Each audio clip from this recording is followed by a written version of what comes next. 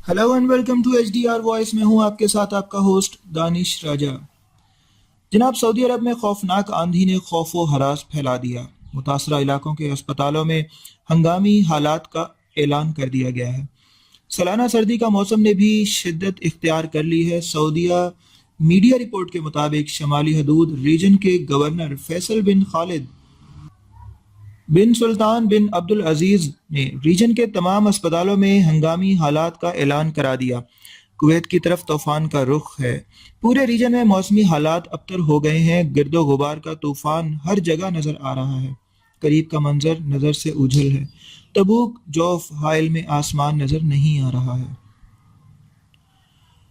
गरज चमक के साथ बारिश का इम्कान है। रियाज में किंग अब्दुल अजीज के कैमल मेले की इंतजामिया ने खराब मौसमी हालात के बायस तारीखी करिया बंद कर दिया।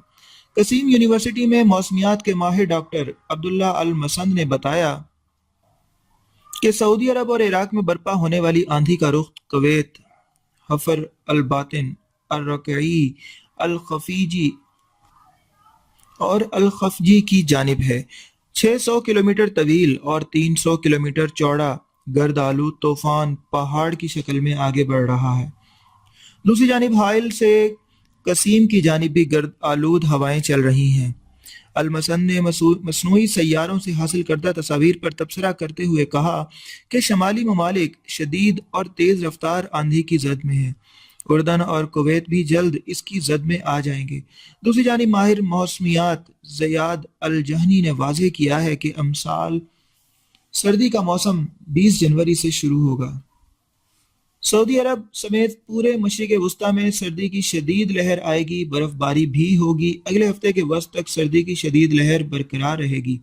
शमाली हदूद अल जौफ वगैरह में दर्जा हरारत नुक्ता इंजमा से नीचे चला जाएगा। मुमलिकत के शुमाल मशरिकी और वस्ता इलाकों में दर्जा हरारत 5 डिग्री के इर्द गिर्द घूमेगा। अल्लाह पाक रहम करे। अल्लाह का घर है जी। हमारी यही दुआ है कि सब कुछ खैर आफियत से रहे। हमारे साथ रहिएगा। हमारे चैनल को जरूर सब्सक्राइब कर लीजिएगा। HDR वॉइस के साथ मुझे इजाजत दीजिए। Take care. Bye bye.